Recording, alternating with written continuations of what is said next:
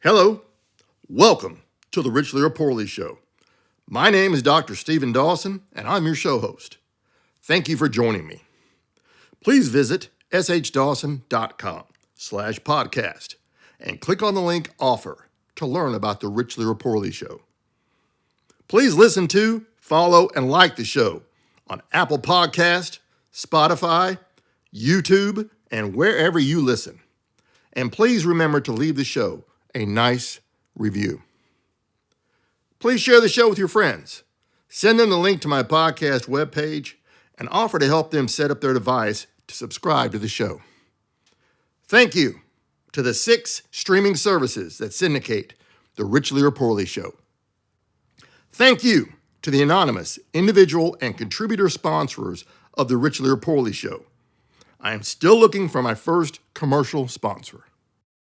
Finally, please continue to email your questions and comments about the show to service@shdawson.com. The show's motto is unmistakable. Richly is goodly. Please consider how you define the term good as we journey through life together in your pursuit of defining the term richly in your life. The plan for my presentations to you was to first establish a foundation of shared understanding between you, the listener, and me. Then, proceed to build on that foundation with subsequent episodes. I recommend that you review the 9 episodes between December 2nd, 2025 through January 27th, 2026, as you see fit, to help you remember the foundation of our shared understanding as we proceed through each episode you hear in the coming weeks, months, and years. Last week, I presented on the subject of teams. I addressed the first step to form a team. The intended outcome is for you, as a listener in my intended audience, to have the ability to multiply your efforts to live your life more richly and less poorly through your team. Please note, the plan is to have more than one team at a time in your life, with each team focused on advancing a part of your life so you can live your life more richly. Today, I will present on the topic of trust. Trust must always exist between all team members for the team to achieve success in accomplishing the reason the team exists. The topic of trust is one of the most painful topics I have encountered in my life. Addressing the topic of trust responsibly means that I will address it in today's episode. The term trust is a singular term. It is a noun. A noun states an attribute of a person, place, thing, or idea. Trust is the reliance on the integrity, strength, ability, or surety of either a person or thing. The term trusting is a singular term. It is an adjective. An adjective is a term that describes a noun. Trusting is the amount of inclination to trust. There is no such thing as 100% trust in any form of any person or anything. The statement, "I trust you," is nonsensical. It does not state how much trust was placed in either a person or a thing. Neither does it state why the trust exists. Now, considering trust among team members. I said last week that the first step to forming a team is to determine duration. Consider the end result you have for your team's purpose. This result means the team no longer needs to exist. It is the amount of time from the second you begin to form your team to the second after your team has accomplished its purpose that comprises the duration of your team's existence. We are now faced with the requirement to determine how long we can trust a member of our team. Recall, the definition of trust addresses either a person or a thing. So, we must determine how long we can trust not only the people on our team, but also the intangible aspects of our team. Things such as the data in our data lifecycle. If anyone you are considering as a member of your team is known to have lied to either you or anyone else, then you have invalid data coming from them. If anyone you are considering as a member of your team is known to have lied to either you or anyone else, do you really want them to be a part of your life? The same decision process applies to any aspect of the data you must use for your team. Invalid data is the same as a lie. So, let's look at some examples of trust among team members. Say you need someone to help you with a personal matter. Personal is not professional. You must decide if the person can handle the confidentiality of all the material you share with them. It is only fair that you inform them of your confidentiality requirements and gain their agreement before you tell them any of your confidential material. Then you proceed to inform them of your confidential material. You have now placed your trust in their choices to maintain the confidentiality of your material. Does this confidentiality only last as long as they are a team member of your team, or longer?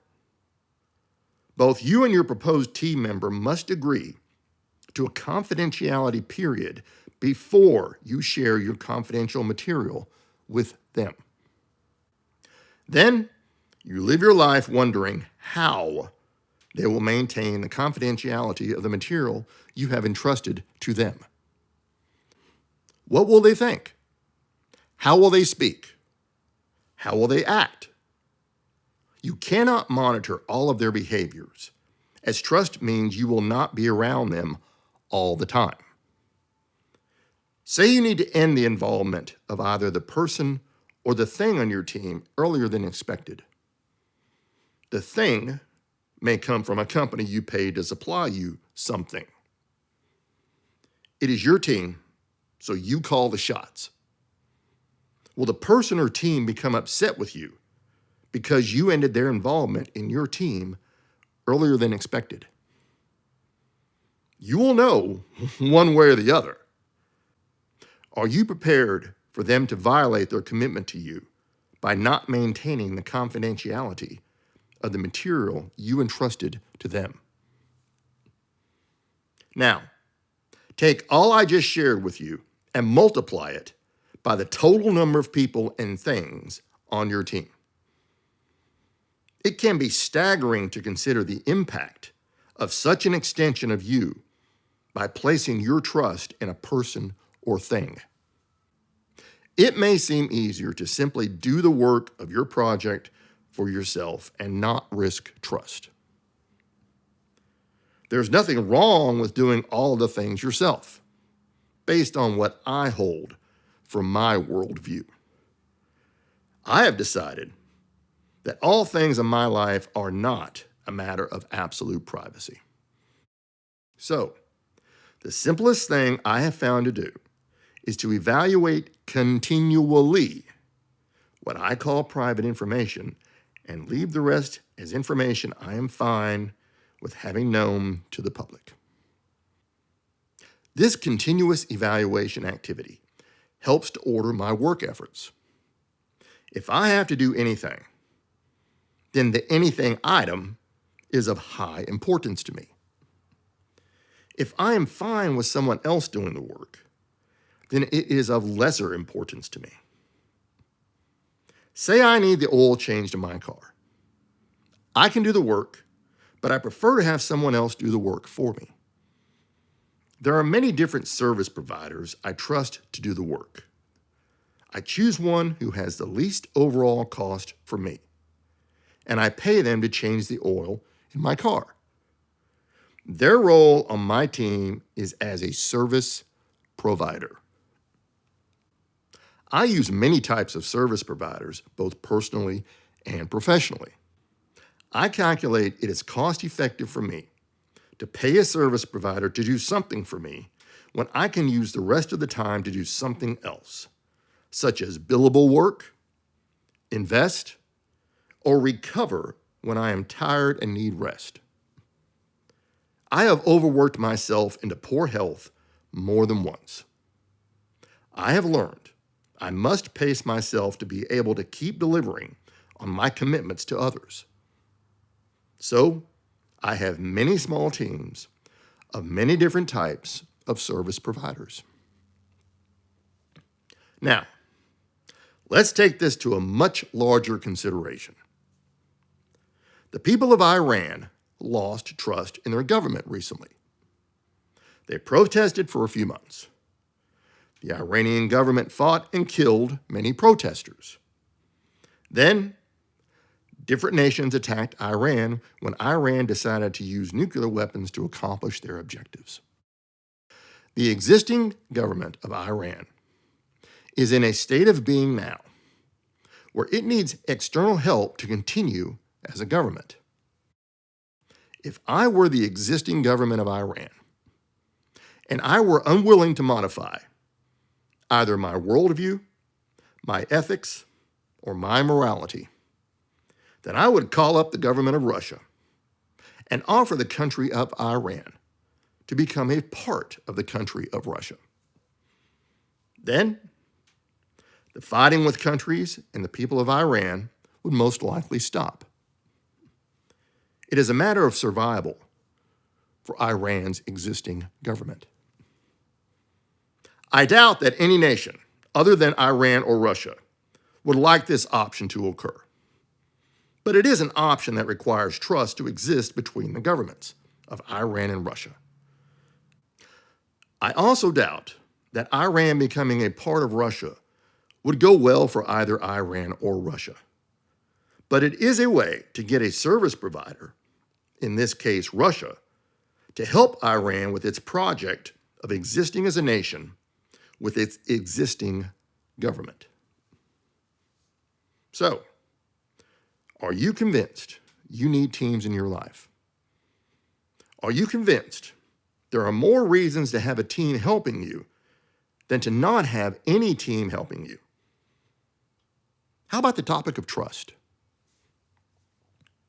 How do you decide who and what you can trust? I share publicly, without shame, that I did not do well with my selection of team members in my younger days.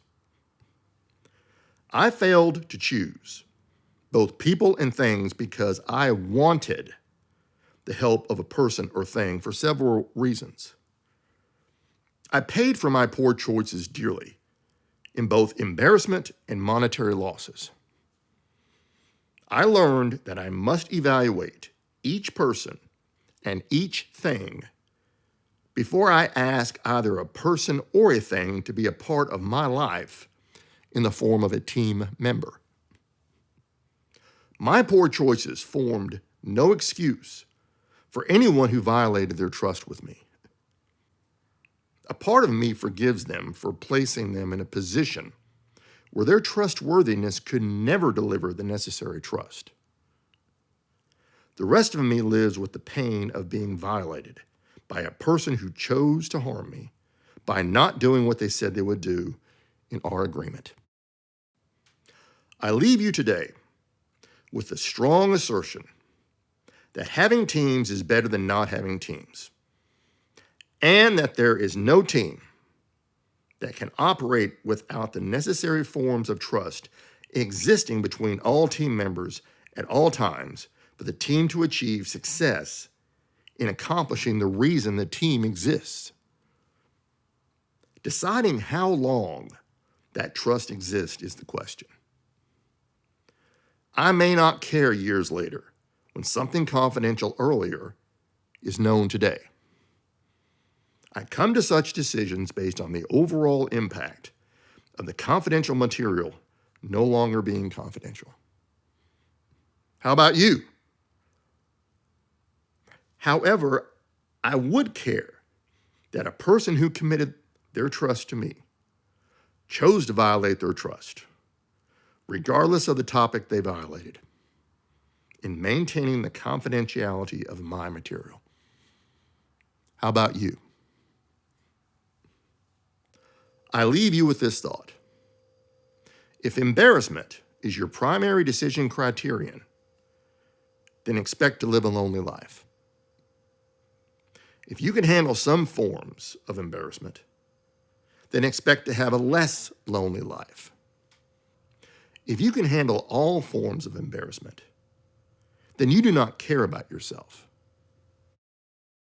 So, I suggest you find the balance you need in your life regarding embarrassment when you decide how you extend trust.